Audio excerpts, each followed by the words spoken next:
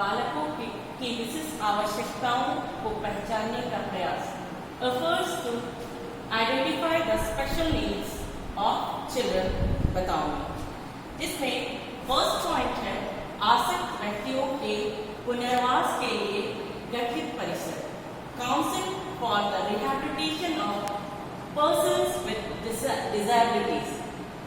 Rehabilitation council of India ने कुछ सराहनीय कदम उठाए हैं और उन्होंने कुछ निर्देशों को संचालित किया है, जिसके द्वारा विशिष्ट बालकों की विशेष आवश्यकताओं को पहचाना जा सके।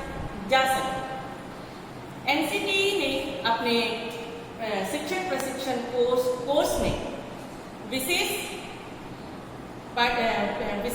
प्रोग्राम को शामिल करने के लिए प्रयासरत है, जिसके द्वारा बालकों की विशिष्ट आवश्यकताओं को पहचाना जा सके।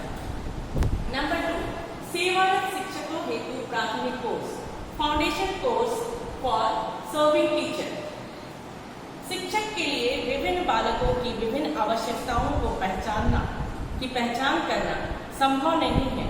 इसके लिए 3 महीने का कोर्स लागू किया गया है और इस कोर्स के माध्यम से शिक्षकों को बालकों की विशिष्ट आवश्यकताओं को पहचान कराई जाएगी और इस पाठ्यक्रम के द्वारा शिक्षकों को शिक्षा के संचार माध्यम से भी सूचना प्रदान की जाएगी और यह कार्यक्रम बंगाल, तमिलनाडु, महाराष्ट्र आदि राज्यों ने अपनाया है और इसे लागू भी किया है। इस कार्यक्रम के द्वारा शिक्षकों में विशिष्ट आवश्यकताओं वाले बच्चों के प्रति नजरिया में बदलाव आया है। नंबर 3, क्रेडिट संग्रहण योजना क्रेडिट एक्यूमुलेशन सिस्टम। बालक की आवश्यकता को पहचानना शिक्षक के लिए बहुत आसान नहीं है। एक विशेष रूप से प्रशिक्षित शिक्षक वो सिर्फ एक विशेष आवश्यकता को ही पहचान पाएगा। इसके लिए उसे दूसरी आवश्यकता को पहचानने के लिए भी उसके लिए कार्यक्रम तैयार किया गया है, जिसके अंतर्गत अगर वो दृष्टिबाधिता के लिए स्पेशल ट्रेन है तो उसमें मानसिक मंदिता या मेंटली रिटार्डेड और हियरिंग इम्पेयरमेंट की भी पहचान करने की उसे ट्रेनिंग दी जाएगी। नंबर 4, राष्ट्रीय शैक्षिक एवं अनुसंधान परिषद NCERT ने 1980-90 में एक multi category teachers training course को लागू किया था, जिसकी अवधि 1 वर्ष की थी, लेकिन किसी कारणवश यह कार्यक्रम सफल नहीं हो पाई। यह जो कार्यक्रम था ये विशिष्ट आवश्यकता वाले बच्चों के लिए ही था। नंबर 5, अभिगम संबंधी बाधिताओं की पहचान बहुत कठिन है।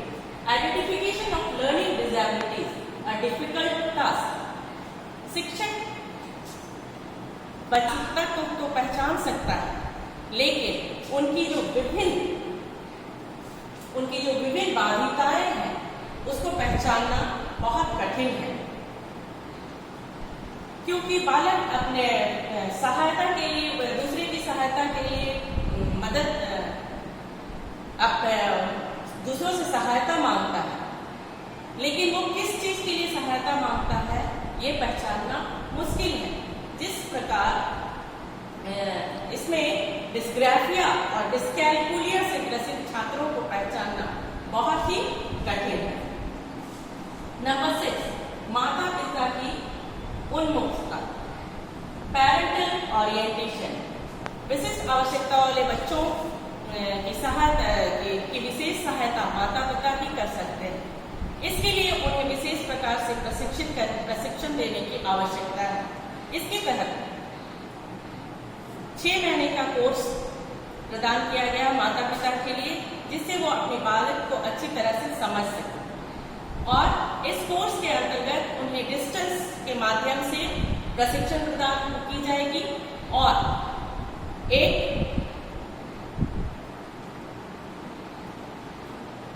कोर्स की अवधि में एक संपर्क कार्यक्रम होगा जिसमें डिसेबल्ड बच्चे के माता पिता और सामान्य बच्चे के माता पिता भी शामिल हो सकते हैं। और इस कार्यक्रम को 300 एनजीओ को इस कार्यक्रम का भार 300 एनजीओ को सौंपा गया है और इसमें सारी सुविधाएं प्रदान की जाएगी। नेक्स्ट नंबर 7, दूर संचार माध्यम डिस्टेंस। आरसीआई ने दूर संचार के माध्यम से डिसेबल्ड बच्चों के लिए कार्यक्रम लागू किया था, लेकिन इसकी उपयोगिता अधिक नहीं मापी गई। नेक्स्ट, आसक्तता, पुनर्वास तथा शिक्षा के संबंध में सामान्य जागरूकता उत्पन्न करना। To generate awareness for disability, rehabilitation and education of disabled children. RCI के इस कार्यक्रम को इग्नू ने प्रसारित करना शुरू किया और यह एक दिन प्रसारित किया जाता है और इसमें डिस्टेंस रिसीविंग सिस्टम द्वारा कार्यक्रम प्रदान की जाती है और इस कार्यक्रम के द्वारा विभिन्न आवश्यकता वाले बच्चों को उचित निर्देशन दिया जाता है, उनको जानकारी प्रदान की जाती है। अब हम आते हैं विशेष शैक्षिक आवश्यकता वाले बालकों की आवश्यकताओं संबंधी सुझाव। Suggestion regarding needs of same learners. इसमें नंबर 1 है डॉक्टरी सहायता के अलावा अपार्ट फ्रॉम मेडिकल हेल्प, विशिष्ट आवश्यकता वाले बालकों को की आवश्यकताएं जो है उसमें मेडिकल सहायता के अलावा भी उन्हें और भी आवश्यकता प्रदान की पहचान की जानी चाहिए। नंबर 2, साधनों, सार्थक प्रयासों तथा सकारात्मक अभिवृद्धि की जरूरत। Need of equipment, meaningful efforts and positive attitude. बच्चों की ऐसे विभिन्न आवश्यकता वाले बच्चों के लिए जो साधन, सार्थक प्रयास और सकारात्मक अभिवृद्धि की जरूरत उन्हें होती है। नंबर 3, अन्य विशिष्ट संस्थाओं को सुपुर्द किए। Handover to other special institutions. ऐसे बच्चों की आवश्यकता, एक विशिष्टता जो होती है बहुत अधिक भी होती है, बहुत तीव्र भी होती है और बहुत कम भी होती है। तो उनकी जिस तरह से उनकी आवश्यकता है, उनकी तीव्र, अगर उनमें डिसेबिलिटी बहुत अधिक है तो उन्हें वैसे इंस्टीट्यूशन के सुपुर्द कर देना चाहिए जहां विशेष रूप से इनके लिए कार्यक्रम प्रदान की जाती है, योजना दी जाती है सिखाने की। नंबर 4, एक संपूर्ण उपागम अपनाने की जरूरत।